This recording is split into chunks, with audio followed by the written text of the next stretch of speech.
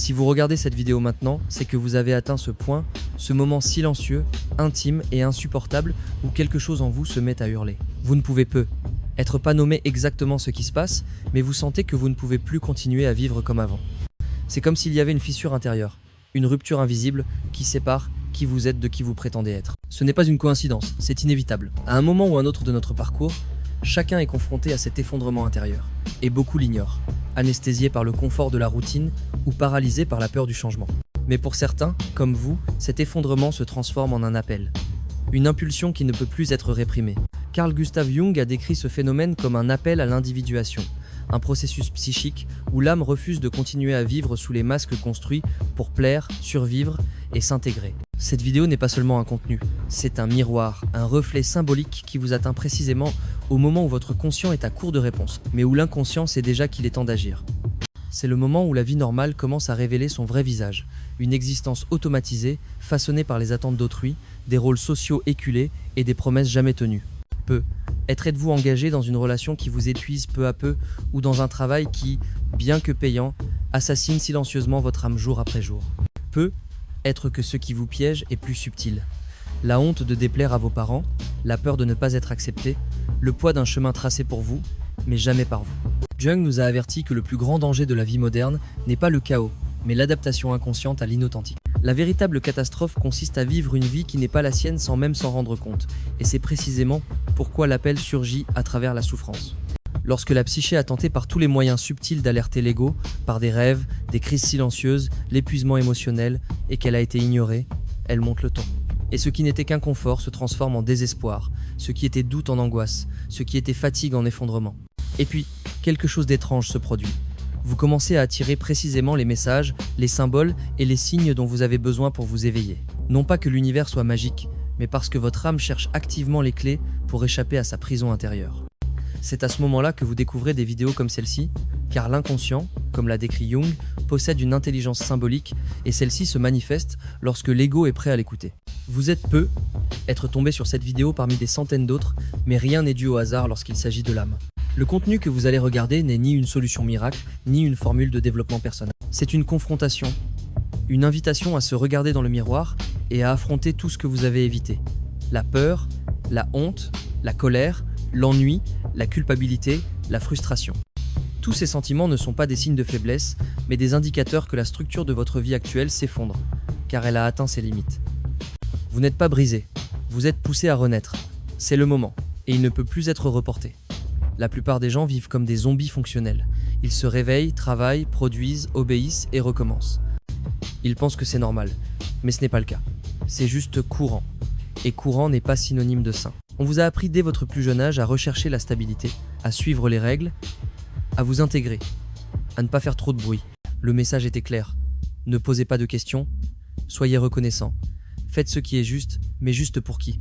Carl Jung a écrit dans Le Soi inconnu que la plus grande menace pour l'âme individuelle dans la modernité n'est ni la folie, ni la misère, mais la massification, la transformation de l'être humain en un rouage statistique. Un élément remplaçable au sein d'un système qui privilégie la conformité à l'authenticité. Quand vous commencez à vous sentir étouffé par votre routine, ce sentiment n'est pas un défaut, c'est un signe, un cri silencieux de votre psyché qui vous dit que ce n'est pas vous. Vous avez beau avoir suivi toutes les règles, obtenu votre diplôme, trouvé un emploi, trouvé un partenaire, publié des photos souriantes, vous vous sentez pourtant vide, comme si une partie de vous observait tout de l'extérieur. Ce sentiment de dissociation n'est pas une maladie, c'est la conscience qui tente d'émerger, c'est le signal inconscient que la personnalité que vous vous êtes construite pour survivre ne vous suffit plus. La normalité qu'on vous a vendue est un piège sophistiqué. Elle vous offre de petites doses de plaisir en échange de votre liberté. Vous gagnez l'approbation sociale, un salaire stable, l'acceptation de votre famille, mais le prix est élevé. Vous sacrifiez votre vérité, votre voix intérieure, votre spontanéité, et avec le temps, vous oubliez qui vous êtes vraiment. Jung disait que l'adaptation à la société est nécessaire, mais qu'elle devient pathologique lorsqu'elle exige l'abandon de soi. Et c'est exactement ce qui arrive à des millions de personnes. Elles vivent une vie normale tout en étant anesthésiées émotionnellement, spirituellement apathiques et existentiellement perdues. Le système récompense l'obéissance par des distractions. Vous avez Netflix, la livraison, les likes et un faux sentiment d'appartenance. Tout cela pour que vous n'ayez jamais à vous demander « est-ce que je vis ou est-ce que je n'existe pas ?» Ce mensonge collectif crée une illusion de sécurité. Mais intérieurement, vous sentez la faille. Essayez-vous d'apaiser cette douleur par la productivité, le divertissement, des relations superficielles. Mais aucune distraction ne peut apaiser une âme en crise.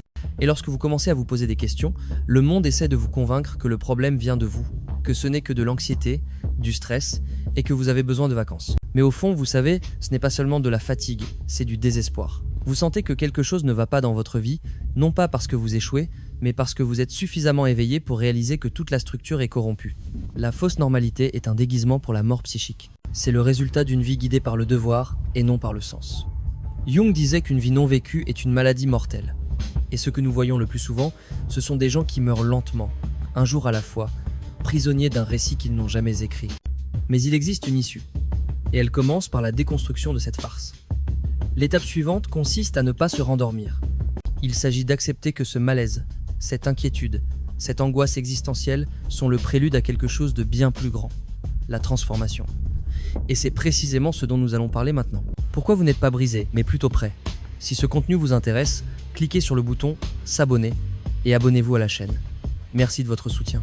Nous vivons dans une culture qui interprète la souffrance comme un signe d'échec. Si vous êtes en détresse, c'est parce que quelque chose s'est mal passé.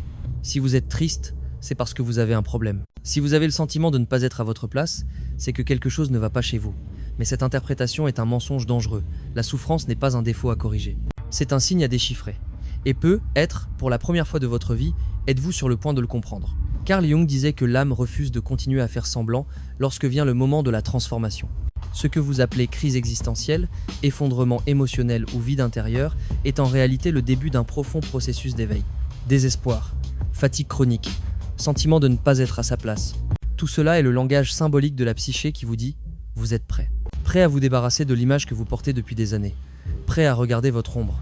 Prêt à être qui vous êtes vraiment, et non celui que le monde vous a appris à être. Vous pensez peu, être que vous vous effondrez. Mais ce n'est pas vous qui vous effondrez. C'est le personnage que vous avez créé pour survivre. C'est la carapace qui vous a protégé jusqu'à présent, mais qui est devenue une prison. La souffrance que vous ressentez n'est pas un signe de faiblesse, c'est un signe de force. Car seule l'âme mature a le courage d'affronter son propre vide sans anesthésie. Seuls ceux qui ont porté le poids du mensonge sont aptes à porter la vérité. Jung a observé que la psyché humaine produit intentionnellement la souffrance comme mécanisme de transition. Lorsque l'ego résiste au changement, l'inconscient réagit par des symptômes. Anxiété, insomnie, apathie, colère, confusion. Ces symptômes ne sont pas des obstacles sur votre chemin. Ils sont le chemin. Ils vous obligent à vous arrêter, à vous interroger, à regarder en vous. Ils obligent à l'effondrement de l'ancienne structure pour laisser émerger quelque chose de nouveau. La société tentera de vous convaincre qu'il faut revenir à la normale. Prenez un médicament, suivez une cure, lisez un livre de développement personnel, respirez profondément et passez à autre chose. Mais ne vous laissez pas tromper. C'est cette normalité qui t'a rendu malade. Tu n'as pas besoin de revenir en arrière. Tu dois traverser ça. Tu n'as pas besoin de te guérir. Tu dois te libérer. Ta douleur est un seuil, un portail symbolique. Et si vous résistez, cela se transforme en souffrance chronique. Mais si vous écoutez, cela devient une initiation. Ce n'est pas confortable.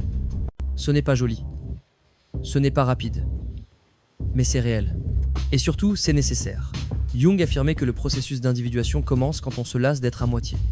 Quand on réalise qu'on ne peut plus vivre uniquement à la surface de la conscience, lorsque vous comprenez qu'il est nécessaire d'intégrer ce qui est caché, vos émotions refoulées, vos traumatismes, vos pulsions, vos désirs refoulés, cette intégration n'est pas un luxe spirituel. C'est une urgence existentielle. Tu n'es pas brisé. Tu traverses le territoire inconnu de ton âme. Et chaque larme, chaque silence, chaque sentiment d'être perdu fait partie du chemin. La douleur essaie de vous réveiller. Et maintenant que vous commencez à l'écouter, quelque chose d'inévitable se produit. Vous commencez à remarquer que certains messages, certaines personnes, certains symboles, et même cette vidéo, apparaissent dans votre vie avec une signification qui dépasse le simple hasard. C'est ce dont nous parlerons dans la prochaine partie. Ce que signifie réellement une chose apparemment fortuite qui vous arrive au moment précis où vous en avez le plus besoin. Avez-vous déjà eu l'impression que certaines choses vous arrivent au moment précis où vous en aviez le plus besoin? Un livre qui surgit de nulle part. Une conversation qui tombe à pic. Une vidéo comme celle-ci qui apparaît sur votre fil d'actualité au moment où vous êtes au bord du gouffre. Ce n'est pas une coïncidence, c'est la synchronicité. Un concept fondamental proposé par Carl Jung pour décrire ce que la logique ne peut expliquer, mais que l'âme reconnaît immédiatement comme vrai. Jung comprenait que l'inconscient n'est pas seulement un réservoir de traumatismes ou de pulsions refoulées. C'est une intelligence vivante, un système dynamique qui s'efforce constamment d'équilibrer, de guider et de guérir la psyché consciente. Lorsque vous approchez d'un point de rupture, lorsque votre âme commence à s'éveiller à une vérité plus profonde, l'inconscient intensifie son activité symbolique. Et cela se fait en utilisant tout ce qui vous entoure. Rêves, images, émotions et même algorithmes. La réalité extérieure commence à refléter la transformation intérieure. Et ce n'est pas par magie, mais parce que votre psyché magnétise ce dont elle a besoin pour évoluer. Quand vous êtes prêt, les bons symboles apparaissent. Et ils ne crient pas, ils chuchotent. Ils ne convainquent pas, ils touchent. Et vous sentez, avec une clarté déconcertante, que c'est pour vous. Ce message n'est pas générique. Il est intime, direct, incontestable. L'inconscient parle par symbole, car il sait que l'ego résiste au changement. Elle ne cherche pas à convaincre rationnellement. Elle insinue, suggère, vous entraîne sur des chemins inattendus. Une chanson qui vous fait pleurer sans savoir pourquoi. Un passage d'un livre qui semble décrire votre vie avec précision. Un rêve qui persiste à revenir, nuit après nuit. Ce sont toutes des formes de communication de la psyché avec vous. Les ignorer, c'est ignorer un appel divin. Jung affirmait que tant que l'inconscient ne sera pas rendu conscient, il dirigera votre vie et vous l'appellerez le destin. Mais lorsqu'on commence à écouter les signes, l'inconscient cesse d'être un ennemi caché et devient un allié subtil. Il vous guide fermement, même en silence. Et cette vidéo en est un. Elle n'est pas apparue par hasard. C'est une réponse que vous demandiez inconsciemment, même sans le savoir. Si vous êtes ici, c'est parce que quelque chose en vous a reconnu ce contenu comme nécessaire. Être ne pouvez-vous même pas expliquer pourquoi vous avez appuyé sur play. Mais votre âme le sait. Et elle essaie de vous pousser vers l'étape suivante. Car maintenant que vous savez que vous n'êtes pas brisé, que votre douleur est un signe de préparation et que l'inconscient vous guide, vous devez agir. Mais cette étape n'est pas facile. Elle implique de la peur et des risques. Il s'agit de quitter le coffre-fort pour plonger dans l'inconnu. Et c'est précisément ce dont nous allons parler maintenant. Le saut terrifiant qui sépare la fausse vie de la vie authentique. Si ce que vous entendez vous parle, vous trouverez une réelle valeur ajoutée dans mes livres numériques. Au-delà de l'ombre décompose les idées fondamentales de Jung, tandis que Dialogue avec l'inconscient vous propose un parcours de 30 jours pour les appliquer à votre vie. Les liens vers les deux ouvrages sont disponibles dans le commentaire épinglé.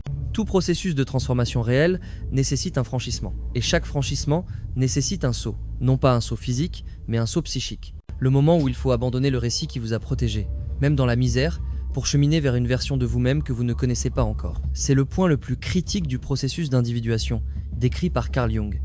Et c'est aussi le point où la plupart des gens se replient. Parce que le saut est effrayant. Il signifie perdre pied. Il signifie ne plus avoir de garantie, de plan, ni d'instruction. Cela signifie abandonner la personnalité soigneusement construite, celle qui vous a mené jusqu'ici, mais qui est devenue une prison polie. Cela signifie dire non à tout ce qui semble juste à l'extérieur, pour enfin dire oui à ce qui vibre à l'intérieur. Jung comparait ce moment à la confrontation avec le dragon intérieur, un archétype qui représente toutes les peurs, tous les doutes et toutes les résistances qui surgissent au seuil du changement. Ce dragon vous dira que vous êtes fou, que ce n'est pas le bon moment, que vous n'êtes pas préparé, que tu perdras tout, que tu décevras les autres, que tu le regretteras. Il vous montrera tous les scénarios d'échec possibles, car il sait que si vous sautez, vous mourrez, et l'ego craint la mort symbolique plus que la douleur. Mais voici la vérité, que presque personne n'ose avouer. La peur ressentie en ce moment n'est pas un avertissement pour reculer, c'est un signe pour avancer. La peur est le signe que vous êtes exactement au bon endroit. Jung affirmait que la rencontre avec soi-même est d'abord la rencontre avec sa propre ombre. L'abîme, l'enfer dont personne ne s'échappe, c'est soi. Cela signifie qu'avant de trouver la liberté, on sera confronté à tout ce qu'on a évité de ressentir pendant des années. Vous devrez affronter la peur du rejet, de l'échec, de la perte. Vous devrez affronter le chagrin de tout ce qui doit mourir pour que quelque chose de nouveau naisse. Et cela fait mal. Cela paralyse. Mais cela libère aussi. Car une fois franchi, même en trébuchant, en pleurant, en doutant, on découvre que de l'autre côté de la peur, il y a la vie. La vraie vie. Ni la survie, ni le conformisme, ni l'apparence, mais la présence, l'authenticité et le sens. Nul besoin d'être prêt à 100% pour franchir le pas. Personne ne l'est. Il faut juste en avoir assez de faire semblant, d'en avoir assez des mensonges. J'ai le courage de dire « Je ne sais pas ce qui va suivre. Je ne peux plus rester ici. C'est le point de rupture. » Le tournant entre ceux qui traversent la vie anesthésiés et les rares qui osent s'éveiller. Et si vous êtes arrivé jusqu'ici, c'est que vous ressentez déjà l'urgence du saut. La seule question qui subsiste est « Qu'est-ce qui vous retient encore ?» Nous en parlerons dans la prochaine partie. Pourquoi personne ne vient à votre secours? Pourquoi la responsabilité radicale de votre vie vous incombe désormais? Et à vous seul. C'est l'une des vérités les plus difficiles à accepter, mais peut être la plus libératrice de toutes. Personne ne viendra vous sauver. Aucune personne, aucun gourou, aucun livre, aucun thérapeute, aucune vidéo. Aucune force extérieure ne viendra vous sortir du trou dans lequel vous êtes. Aucun sauveur ne viendra réparer votre vie. Car en réalité, cette responsabilité vous incombe exclusivement. Et plus tôt vous l'accepterez, plus tôt votre véritable libération commencera. Vous avez été conditionné à attendre. Attendre que quelqu'un reconnaisse votre douleur. Attendre que votre partenaire change. Attendre que votre patron vous apprécie. Pour que ta famille te comprenne. Pour que le système fonctionne enfin. Pour que le moment idéal arrive. Que le courage surgisse de nulle part. Mais tout cela n'est qu'illusion. L'archétype du sauveur extérieur est un piège enfantin de l'inconscient collectif. C'est la voix de l'enfant blessé qui attend encore protection, réconfort, direction. Mais vous n'êtes plus cet enfant. Vous êtes désormais l'adulte. Et l'adulte, aussi douloureux soit-il, doit prendre en main son propre cheminement. Carl Jung l'a clairement dit, l'individualisation, ce processus de devenir soi-même, ne peut être vécu par procuration. Personne ne peut parcourir ce chemin à votre place. Parce que ce chemin est intérieur et absolument individuel. Chaque pas doit être le vôtre. Chaque choix, chaque chute, chaque renaissance. La responsabilité radicale ne signifie pas que vous êtes responsable de tout ce qui vous arrive. Mais cela signifie que, désormais, vous êtes responsable de ne pas rester là où vous êtes. Cela signifie que, même si la douleur a été causée par d'autres, la guérison dépend de vous. La vérité, c'est que le système dans lequel nous vivons profite de votre passivité. Il veut que vous restiez dépendant, anxieux, obéissant, que vous suiviez les règles sans vous poser de questions, que vous vous consumiez, que vous vous engourdissiez. Attendre des solutions toutes faites, et vous avez attendu trop longtemps. Assez. C'est le moment de vous libérer de cette dépendance émotionnelle, spirituelle et existentielle. Personne ne viendra frapper à votre porte pour vous secourir. Il n'y aura aucun signe clair. Il n'y aura aucune permission. Il n'y aura aucun manuel. Ce qui existe, c'est ce malaise grandissant en vous. Cette voix intérieure qui insiste, qui vous provoque, qui vous tourmente. Cela vous invite à agir. Et cela vous dit, avec une force croissante, soit vous changez, soit vous continuez à mourir au ralenti. Vous avez en vous toutes les ressources pour entreprendre cette traversée.